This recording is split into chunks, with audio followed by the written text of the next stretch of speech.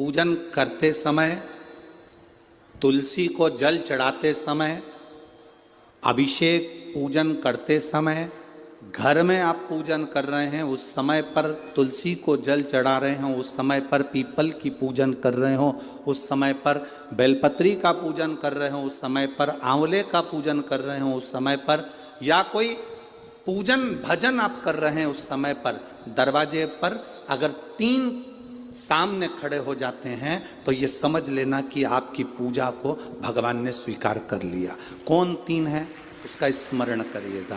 पहला, पूजन करते समय, भगवान की आराधना करते समय अंदर मंदिर में अपने घर में बैठकर आप भगवान निला रहे हैं, भगवान की पूजन कर रहे हैं, अर्चना कर रहे हैं, सेवा कर रहे हैं, माला जाप कर रहे हैं, पूजन अर्चना कर रहे हैं, तुलसी को जल चढ़ा रहे हैं, उस समय पर 3 का दर्शन अगर आपको हो जाता है, आपके दरवाजे पर अगर आ जाते हैं तो आपका समझ लेना पूजा स्वीकार हो गया। पहले नंबर पर पूजन करते समय दरवाजे पर गौ माता आकर खड़ी हो जाए, समझ लो तुम्हारा पूजन सफल हो गया।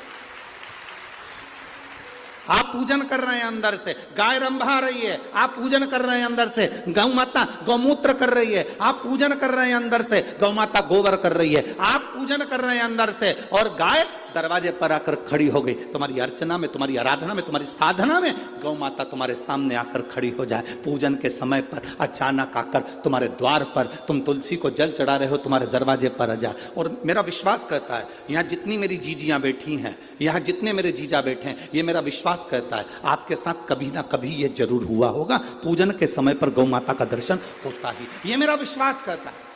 और ये कब होता है? जिस दिन आपका चित्त, मन, वृत्ति भगवान में रमी हो। चाहे तुम राम जपो, हनुमान जपो, शिव जपो, तुम्हारी मर्जी पड़े वो जपो। तुम देवी की भी पूजन कर रहे हो, किसी की देवता की पूजन कर रहे हो, कुल देवता की पूजन कर रहे हो, दिल से कर रहे हो, तो ये 3 का अगर दर्शन हो जाए तो कार्य सफल है। पहला, जम के बोलो, गौ माता।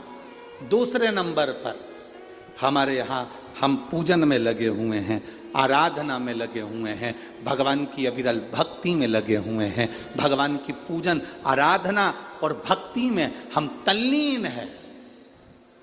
और दूसरे नंबर पर उस पूजन करते समय पर तुम्हारे घर की बहन बेटी तुम्हारे दरवाजे पर आ जाए तो समझ लो पूजन सफल हुआ है।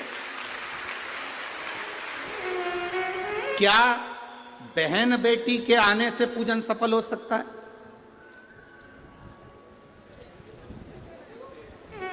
कहां लिखा हुआ है महाराज जी?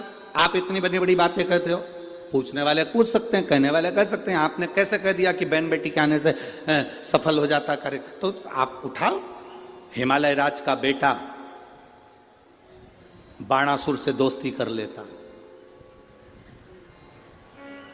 माता पार्वती का भाई बाणासुर से दोस्ती कर लेता है, और दोस्ती कर लेता है तो उसके चुंगल में फंस जाता है, बाणासुर के चुंगल में।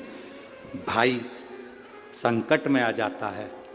आज हिमालय राज और मैनावती दोनों बैठकर भगवान की आराधना कर रहे थे, इतने में पार्वती का आगमन हो जाता है।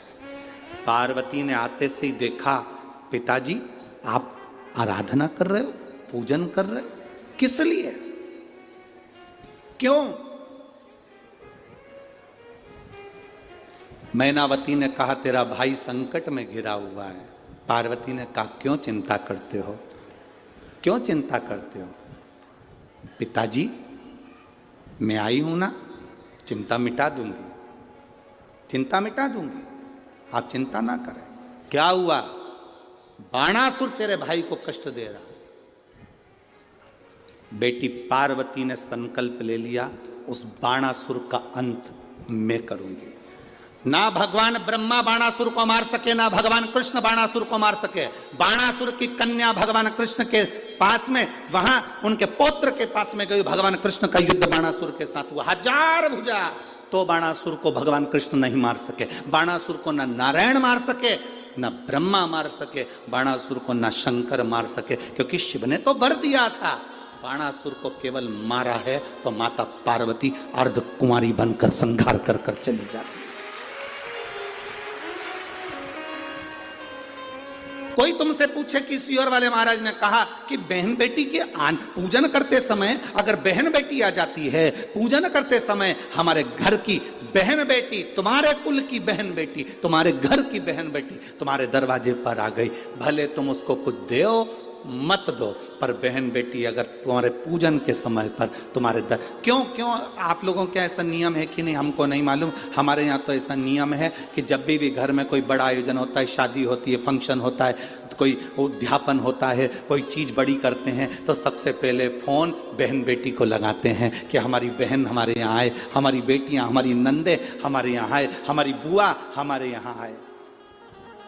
अब पूछोगे गुरुजी ये प्रसंग बहन बेटी को बुलाने का तो भगवान कृष्ण के यहां से चालू हुआ।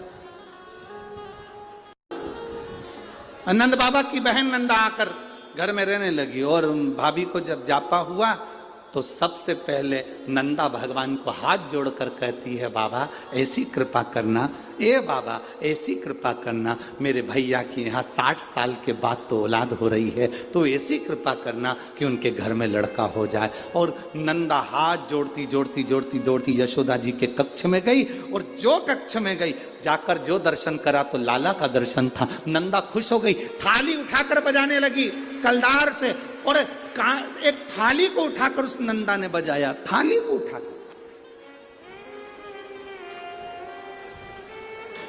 कांसे की थाली, पीतल की थाली, तांबे की थाली, जिसके घर में बजती थी उसके घर में शुभ संदेश आता था। आज के जमाने में स्टील बजता है। अब आजकल के ज़माने में तांबा पीतल कांसा बजाते नहीं है। आज के ज़माने में तो जरा सी देर में बस बच्चा हुआ है, सूचना मिल गई, बैंड बाजा बजवा दो, ढोल नगाड़े बजवा। नंदा ने थाली बजाई थी और फिर आवाज आई थी, नंद घर आनंद, नंद घर आनंद भयो। फिर आवाज आई। भजन करते समय स्मरण करते हुए, नाम जाप करते हुए 3 का दर्शन हो जाए, तुम्हारे दरवाजे पर आ जाए, जीवन की सफलता मानना, पूजन सफल मानना। पहले नंबर पर जम के बोलो गौ माता, दूसरे नंबर पर बहन बेटी, और तीसरे नंबर पर हैं संत गुरुजन, जो निष्कपट भाव के, जो तुम्हारे दरवाजे पर कुछ मांगने नहीं आए हैं। जो मांगने आए हैं वो नहीं, पूजन करते समय तुम्हारे दरवाजे पर कोई संत, कोई ब्राह्मण, कोई गुरुजन, कोई भक्त ऐसा आ जाए जो मांगने नहीं आया, फिर बस तुम्हारे सामने तिलक लगाकर भक्ति में डूबा हुआ, भजन में डूबा हुआ वो तुम्हारे सामने आ जाए, समझ लो कि तुम्हारी पूजन सफल हो गई। मांगने नहीं, मांगने नहीं,